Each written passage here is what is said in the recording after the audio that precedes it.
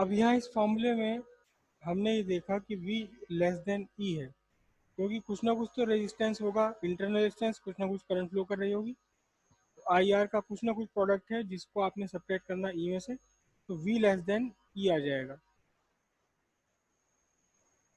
During discharging. तो discharging के दौरान V लेस देन ई है, लेकिन ड्यूरिंग चार्जिंग क्या होगा? चार्जिंग के केस में जब आप सेल को चार्ज कर रहे होते हैं, जब आप सेल को चार्ज कर रहे होते हैं, देखिए, जब आपने सेल को लगाया एक किसी भी अप्लायंस से, रेजिस्टेंस से लगा दिया, तो सर्किट में करंट होती है from positive terminal to negative terminal of cell. लेकिन खुद सेल के अंदर करंट की डायरेक्शन होती है, खुद सेल के अंदर करंट की डायरेक्शन होती है नेगेटिव से पॉजिटिव की तरफ, नेगेटिव टर्मिनल से पॉजिटिव टर्मिनल की तरफ। और सेल के बाहर करंट की डायरेक्शन है from positive terminal to negative terminal.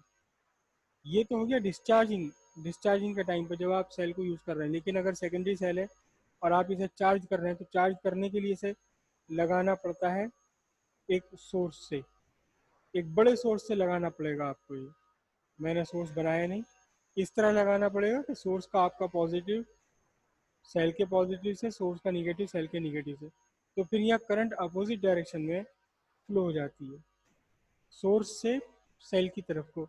और यहाँ जब यूज़ करने में, डिस्चार्ज करने में सेल के अंदर करंट थी निगेटिव से पॉजिटिव, तो अब सेल के अंदर करंट है पॉजिटिव से निगेटिव की तरफ, पॉजिटिव से निगेटिव की तरफ ये करंट है।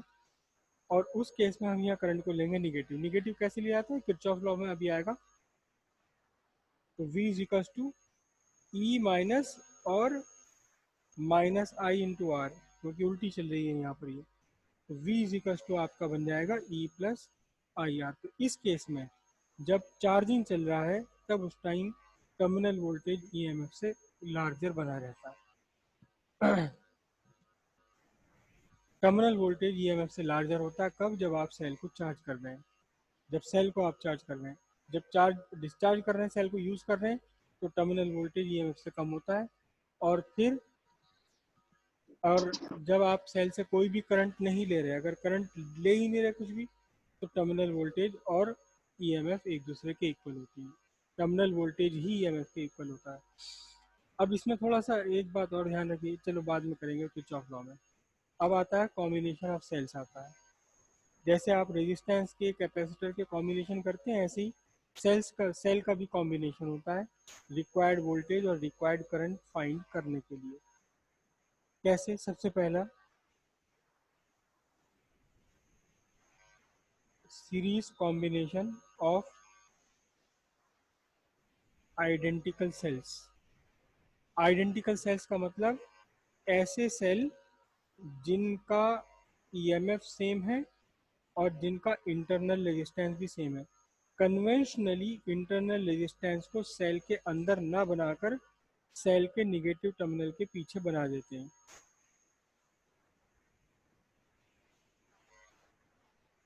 ये आपके सेल हो गए। हर एक सेल का EMF है E। E is the EMF of each cell. Small r is the internal resistance of each cell. ये स्मॉल r है, हर सेल का इंटरनल रेजिस्टेंस है ये। करेक्ट। तो अब ये आपने कैपिटल R से इसे जोड़ दिया, करंट इसमें इस्टेब्लिश हो गई, सर्किट में करंट हो गई I। ठीक है।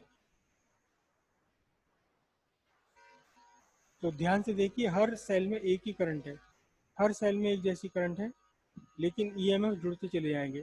नेट EMF कितना हुआ?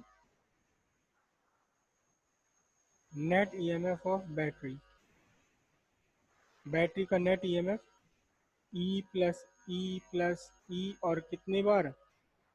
N times. तो नेट EMF हुआ NE, नेट EMF बना NE। इसके बाद नेट रेजिस्टेंस, नेट रेजिस्टेंस सारे आर आर आर आर ये सब जुड़ते चले गए आपके सीरीज में, तो कितना हो गए? NR। और एक्सटर्नल रेजिस्टेंस कितना है? Capital R। तो नेट करंट कितनी हो जाएगी? Net current is equal to I is equal to total EMF upon total resistance. Total EMF कितना है? टोटल ईएमएफ है एन ई, टोटल रेजिस्टेंस कितना है? Capital R plus N R. ये आपका बन गया net current in the circuit. यहाँ आप देखें कि एन टाइम्स हो गया ईएमएफ, जितना एक सेल का ईएमएफ था टोटल पूरी बैटरी का ईएमएफ उसका एन टाइम्स है। ये तो हुआ series combination of identical cell. अगर सीरीज कॉम्बिनेशन में आप अनआइडेंटिकल सेल्स लगा दें तो भी बिल्कुल यही का यही रहेगा।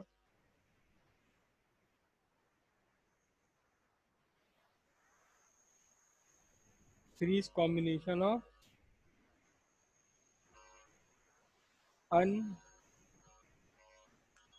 अनआइडेंटिकल सेल्स। अनआइडेंटिकल मतलब जिनके ईएमएफ अलग अलग हैं और जिनके अपने इंटरनल रेजिस्टेंस भी अलग अलग है। ये कई सारे सेल एन सेल्स लगा दिया आपने और एक्सटर्नल रेजिस्टेंस लगाया कैपिटल आर। पहले वाले सेल का ईएमएफ E1, दूसरे सेल का ईएमएफ E2 और फिर एन सेल्स हैं तो इसका ईएमएफ EN। पहले सेल का रेजिस्टेंस R1, दूसरे सेल का रेजिस्टेंस R2 और इसका रेजिस्टेंस RN और ये कैपिटल एन है। तो फिर नेट करंट आपकी या करंट इज इक्वल टू हो जाएगा total EMF upon total resistance. तो टोटल ईएमएफ कितना है? E1 plus E2 up to EN। और टोटल रेजिस्टेंस कितना हुआ? कैपिटल आर तो है ही सीरीज में और उसके साथ साथ क्या जुड़ेगा? ये R1 प्लस R2 और अप टू RN। ये नेट करंट आपकी टोटल करंट हो जाएगी सर्किट की, जब आपने अनआइडेंटिकल सेल्स लगा रखे हैं सीरीज में। अनआइडेंटिकल सेल्स इन सीरीज।